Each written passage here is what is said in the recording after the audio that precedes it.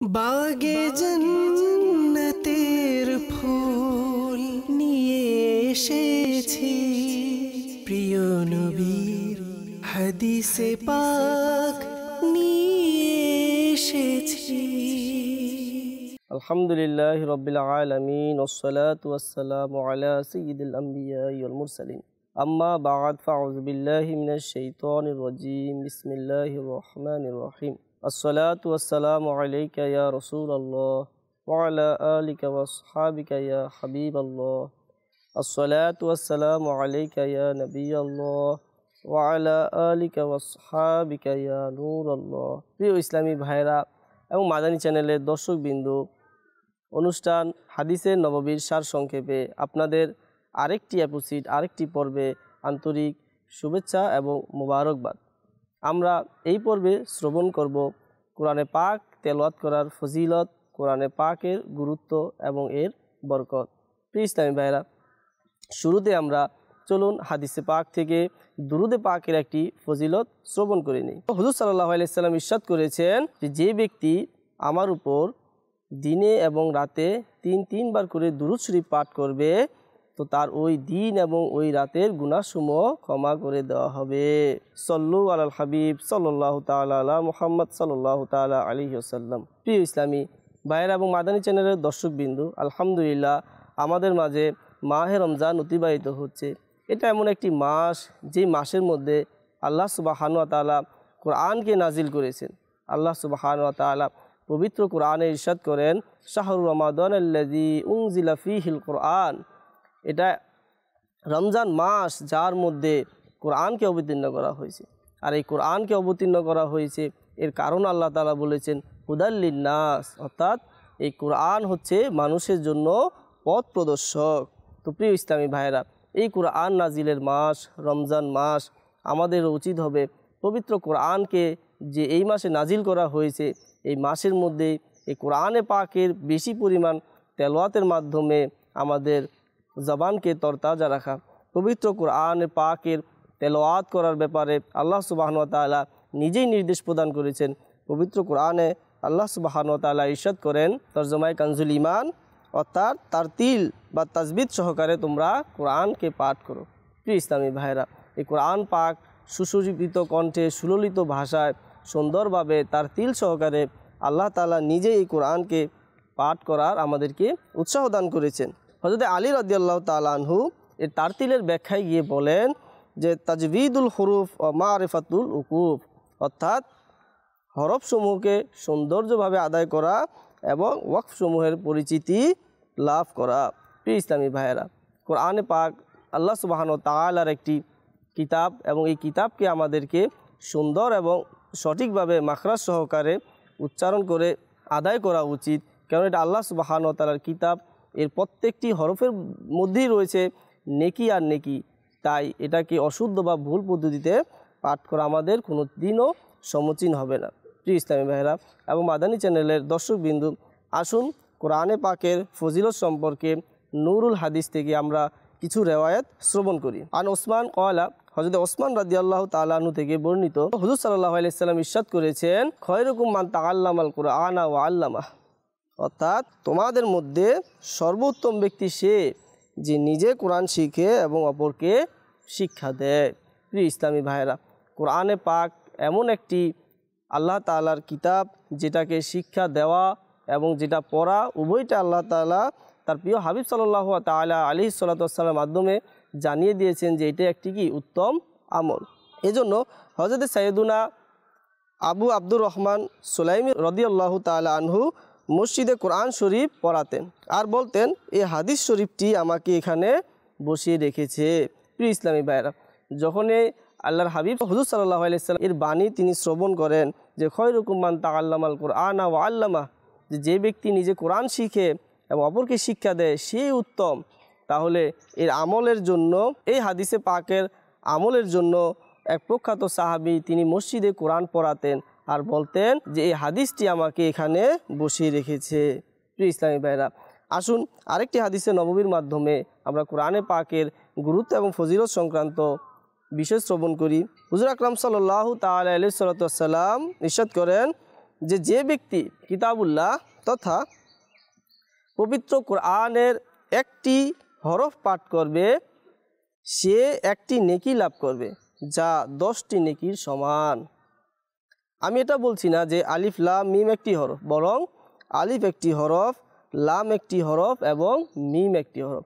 তো প্রিয় ইসলামী ভাইয়েরা, আপনারা এই হাদিসে পাক থেকে লক্ষ্য করলেন যে আল্লাহ রাসূল আলাইহিস সাল্লাতু ওয়াস সালাম ইরশাদ করলেন যে কোরআনে পাকের যে একটি মাত্র হরফ আদায় করবে আল্লাহ সুবহানাহু ওয়া তাআলা তাকে একটি হরফ আদায় করার কারণে 10টি নেকি লিখে দিবেন। প্রিয় ইসলামী ভাইয়েরা, সেই মহান রব্বে কারিমের এই পবিত্র কোরআন, এই পবিত্র কোরআনের তেলাওয়াতের অসংখ্য ফজিলত এবং বরকত রয়েছে। হযরত সাইয়্যিদুনা আনাস রাদিয়াল্লাহু তাআলা আনহু থেকে বর্ণিত যে প্রিয় হাবিবে লবিব আলাইহিস সালাতু ওয়াস সালাম ইরশাদ করেন যে ব্যক্তি নিজে কোরআন শিখে এবং অপরকে শিখায় এবং যা কিছু কোরআনে পাকে রয়েছে তার উপর আমল করে, অর্থাৎ কোরআন অনুযায়ী আমল করে, তবে কোরআন শরীফ তার জন্য সুপারিশ করবে এবং তাকে জান্নাতে নিয়ে যাবে। প্রিয় ইসলামী ভাইয়েরা, কোরআনে পাক এটা শুধুমাত্র আমাদের ঘরে রাখার জিনিস নয়।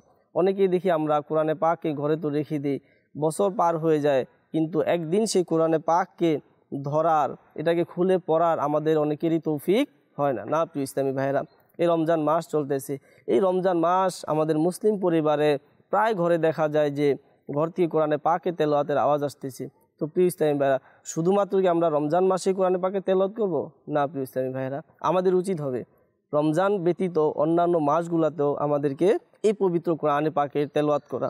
আপনারা ইতিপূর্বে শুনলেন যে ব্যক্তি কোরআনের পাককে তেলাওয়াত করবে এবং এর মধ্যে যা কিছু রয়েছে, অর্থাৎ কোনটা জায়েজ কোনটা না জায়েজ, কোনটা হালাল কোনটা হারাম, কোনটা বৈধ কোনটা অবৈধ, এগুলা যদি মেনে চলি তাহলে কিয়ামতের দিন এই কোরআন আমাদের জন্য সুপারিশ করে জান্নাতে নিয়ে যাবে।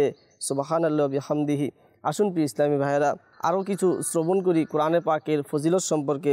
হযরত সাইয়্যিদুনা আনাস রাদিয়াল্লাহু তাআলা আনহু থেকে বর্ণিত যে ব্যক্তি কোরআনে পাকের একটি আয়াত কিংবা দ্বীনের কোনো একটি সুন্নত শিক্ষা দিল, কিয়ামতের দিন আল্লাহ তাআলা তার জন্য এমন সওয়াব তৈরি করে দিবেন যে তার চেয়ে উত্তম সওয়াব আর কারোর জন্য তৈরি করা হবে না। প্রিয় ইসলামী ভাইরা, কোরআনে পাকের তেলাওয়াত, এটাকে শিক্ষা দেওয়া, ইলমে দ্বীনের দরজ দেওয়া, ইলমে দ্বীনকে শিক্ষা দেওয়া, এগুলো অনেক উত্তম একটি আমল, যার প্রতিদান আল্লাহ সুবহানাহু ওয়া তাআলা কিয়ামতের দিন এমন দিবেন যে যার সমতুল্য সওয়াব অন্য কোনো আমলের মধ্যে দিবেন না।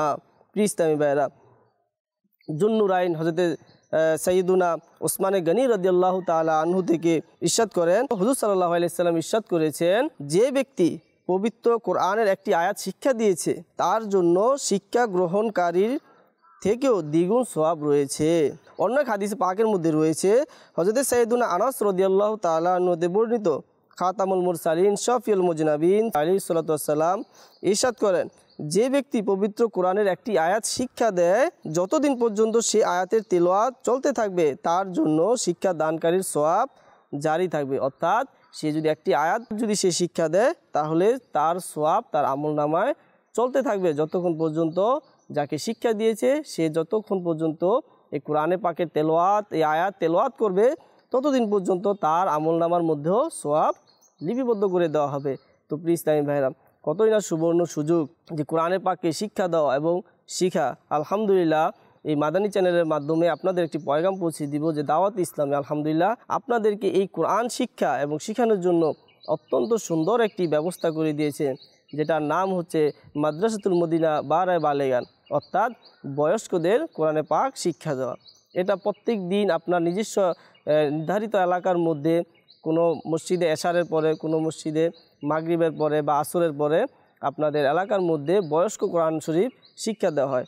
আমি বলবো যারা এখনও কোরআন শরীফ শিখতে পারেন না, আল্লাহ তাআলার কালাম এটা এমন একটি কালাম, যে কালাম ধরাটাও ইবাদত, যে কালামকে দেখাও ইবাদত, যে কালামকে পড়াও ইবাদত। আপনারা আসুন দাওয়াত ইসলামীর মাদ্রাসাতুল মদিনা বারায়ে বালেগান, যেখানে বয়স্কদের কোরআনে পাকে শিক্ষা দেওয়া হয়, সেখানে আপনি নিজে আপনার কোরআনকে সঠিক করে নিন। প্রিয় ইসলামী ভাইরা, শুধুমাত্র কোরআন শরীফ পড়া ইবাদত এই জন্য শিখবো তা না। আপনারা জানেন যে নামাজের মধ্যেও কেরাত প্রয়োজন হয়, নামাজের মধ্যেও নির্ধারিত সূরা আমাদেরকে পাঠ করতে হয়, নতুবা নামাজ হয় না। কারণ নামাজের মধ্যে কেরাত মুতলাকান কেরাত পাঠ করা ফরজ, আর নামাজের মধ্যে সূরা ফাতিহা পড়তে হয়, নামাজের মধ্যে অন্যান্য সূরা মিলাতে হয়। যদি আমি কোরআনে পাকি তেলাওয়াত করতে না জানি, আমার যদি সূরা কেরাতি সঠিক না হয়, তাহলে আমি কিভাবে নামাজ সম্পূর্ণ করব? তো প্রিয় ইসলামী ভাইরা, আমি আপনাদেরকে বলবো, আসুন আমাদের যাদের কোরআন শরীফ সঠিক নয়, আমরা আমাদের নিজেদের কোরআনকে বিশুদ্ধ করে নেই। আমরা আমাদের ছোট সন্তান থাকলে তাকে আমরা দাওয়াত ইসলামীর মাদ্রাসাতুল মদিনাতে ভর্তি করিয়ে দিই। আর নিজে যদি বয়স্ক হয়ে যায়, কোরআন পড়তে না জানি, তাহলে অন্তত দাওয়াত ইসলামীর রাতে যেই মাদ্রাসাতুল মদিনা বারায় বালেগান বয়স্কদের কোরআন শিক্ষা ব্যবস্থা করা হয়, সেখানে অংশগ্রহণ করে নিজের কোরআনকে পরিশুদ্ধ করে নিই। আসুন প্রিয় ইসলামী ভাইরা, এই বরকতময় মাসের বরকতময় কোরআনের আরও কিছু ফজিলত সংক্রান্ত রেওয়ায়েত আমরা শ্রবণ করি। অত্র এক হাদিস শরীফের মধ্যে রয়েছে যে ব্যক্তি কিতাবুল্লাহ তথা আল্লাহ তাআলার কিতাব কোরআনে পাক একটি আয়াত অথবা ইলমে দ্বীনের একটি অধ্যায় শিক্ষা দিয়ে থাকে, আল্লাহ তাআলা কিয়ামত পর্যন্ত তার সওয়াব বৃদ্ধি করতে থাকবেন। সুবহানাল্লাহ বিহামদি। প্রিয় ইসলামী ভাইয়েরা, শুনলেন তো, যে ব্যক্তি কোরআনে পাকের একটি আয়াত শিক্ষা দিবে বা ইলমে দ্বীনের একটি অধ্যায় শিক্ষা দিবে, তাহলে কিয়ামত পর্যন্ত তার নামায় আমলে এর সওয়াব লিপিবদ্ধ করে দেওয়া হবে। প্রিয় ইসলামী ভাইয়েরা, এ তো শুনলাম আমরা কোরআনে পাকের ফজিলত। আসুন এবার আমরা কোরআনে পাকের কিছু নির্ধারিত সূরার বিশেষত্ব এবং তার গুরুত্ব আমরা শ্রবণ করে নিই। আনাস রাদিয়াল্লাহু তাআলা আনহু قال, হযরত আনাস রাদিয়াল্লাহু তাআলা আনহুতে বর্ণিত, হুজুর সাল্লাল্লাহু আলাইহি সাল্লাম ইরশাদ করেছেন, ইন্না লিকুল্লি শাইইন কলবান, নিশ্চয়ই প্রত্যেকটা জিনিসেরই একটি হৃদয় অর্থাৎ দিল রয়েছে। ওয়া কলবুল কোরআনি ইয়াসিন, আর কোরআনের রূহ, কোরআনের দিল বলা হয় সূরা ইয়াসিনকে। ওমান করা ইয়াসিন, যে ব্যক্তি সূরা ইয়াসিন পাঠ করবে, কাতাবাল্লাহু লাহু বিকিরাআতিহা কিরাআতুল কোরআনি 10 মাররাত, অর্থাৎ যে ব্যক্তি সূরা ইয়াসিন তেলাওয়াত করবে তাকে 10 বার কোরআন পাক খতম করার সওয়াব লিখে দেওয়া হবে। সুবহানাল্লাহ। প্রিয় ইসলামী ভাইয়েরা, কতই না সৌভাগ্য যারা আমরা কোরআনে পাক পড়তে জানি। যদি আমরা প্রতিদিন কিছু না কিছু সূরার আমল নিজের মধ্যে করে নিই, যে কমপক্ষে হলো আমরা প্রতিদিন সূরা ইয়াসিনকে পাঠ করব, রাতে শোয়ার পূর্বে সূরা মুলককে পাঠ করব, সন্ধ্যায় সূরা ওয়াকিয়া পাঠ করব, তাহলে ইনশাআল্লাহ এই বরকত, এই ফজিলত আমরা পেতে থাকব। সূরা ইয়াসিনের অসংখ্য ফজিলত রয়েছে। আন আতা বিন আবি রাবাহ ক্বালা বালাগানি আন্না রাসূলুল্লাহ সাল্লাল্লাহু তাআলা আলাইহি সাল্লাতু ওয়াসসালাম মান করা ইয়াসিন ফি সাদরি নাহারি কুদিয়াত হাজাতুহু। বর্ণিত, হুজুর সাল্লাল্লাহু আলাইহি সাল্লাম ইরশাদ করেছেন, যে ব্যক্তি দিনের শুরুতে সূরা ইয়াসিন পাঠ করবে তার ওই দিনের হাজতকে পূর্ণ করে দেওয়া হবে। সুবহানাল্লাহ। প্রিয় ইসলামী ভাইয়েরা, এমনিভাবে সূরা ওয়াকিয়া, সূরা মুলক এবং সূরা ইয়াসিন, এমনিভাবে সূরা ইখলাসের বিভিন্ন ফজিলত রয়েছে। আমরা যারা পারি অবশ্যই দিনের কিছু না কিছু অংশে বিভিন্ন সূরাগুলা যেগুলো রয়েছে ওজিফার মধ্যে আমরা পাঠ করব। আসুন সর্বশেষ সূরা ইখলাসের একটি ফজিলত আমরা শ্রবণ করে নেই। আন আবি দারদা ক্বালা, হযরত আবি দারদা রাদিয়াল্লাহু তাআলা আনহু থেকে বর্ণিত, ক্বালা রাসূলুল্লাহ আলাইহি সাল্লাতু ওয়াসসালাম, হুজুর সাল্লাল্লাহু আলাইহি সাল্লাম ইরশাদ করেছেন, আয়াজিজু আহাদুকুম আইয়াকরা ফি লাইলাতিন সুলুসুল কোরআন, তোমাদের মধ্যে কি কেউ রাতে 1/3 কোরআন পাঠ করতে পারবে না? ইরশাদ করলেন, ক্বালু ওয়া কাইফা ইয়াকরাউ, তারা বললেন যেটা কিভাবে সম্ভব সুলুসুল কোরআন, যে রাতের কোরআনের 1/3 তেলাওয়াত করা। ক্বালা, তখন রাসূল সাল্লাল্লাহু তাআলা আলাইহি সাল্লাম ইরশাদ করলেন, কুল হুয়াল্লাহু আহাদ ইয়াদিলু সুলুসুল কোরআন, অর্থাৎ সূরা ইখলাস কুল হুয়াল্লাহু আহাদ, এটা তোমাদের কোরআনের 1/3। তো প্রিয় ইসলামী ভাইয়েরা, মাহে রমজান আমাদের মধ্যে রয়েছে, কোরআনের মাস, যেই মাসের মধ্যে কোরআন অবতীর্ণ হয়েছে। আমাদের উচিত এই মাহে রমজানের মধ্যে কোরআনে পাককে বেশি পরিমাণে তেলাওয়াত করা। সূরা ইয়াসিনের ফজিলত আমরা শ্রবণ করলাম, সূরা ইখলাসের আমরা শ্রবণ করলাম, তেমনিভাবে সূরা কোরআনে পাকে খতম করার ফজিলত আমরা শ্রবণ করলাম। তো আমাদের উচিত হবে রমজানের মধ্যে যেমনিভাবে আমরা কোরআনে পাককে তেলাওয়াত করে থাকি, রমজানের পরেও যাতে আরও 11টি মাস আমাদের মধ্যে থাকে, কিন্তু সেখানে আমরা কোরআনকে স্পর্শ করি না, কোরআনকে তেলাওয়াত করি না। না প্রিয় ইসলামী ভাইয়েরা, মাহে রমজানের মধ্যে যেমনিভাবে আমরা কোরআনে পাকে তেলাওয়াতের অভ্যাস গড়ে নেই, তেমনিভাবে যেন রমজানের পরেও আরও 11টি মাস আমাদের মাঝে যে অতিবাহিত হয়, এর মধ্যে যেন আমরা এই পবিত্র কোরআন কালামুল্লাহ শরীফকে কিছু না কিছু আমরা পাঠ করে থাকি, তাহলে ইনশাআল্লাহ আমাদের এই কোরআনে পাকের ফজিলত বরকত উভয় জাহানের মধ্যে কল্যাণ হাসিল হবে। আল্লাহ তাআলা আমাদেরকে কোরআনে পাকের সঠিক তেলাওয়াত করার তৌফিক দান করুক। আমিন বিজাহিন নাবিল আমিন। সল্লু আলাল হাবিব সাল্লাল্লাহু তাআলা আলা মুহাম্মদ সাল্লাল্লাহু তাআলা আলাইহি ওয়াসাল্লাম। বাগে জান্নাতের ফুল নিয়ে এসেছি, প্রিয় নবীর হাদিসে পাক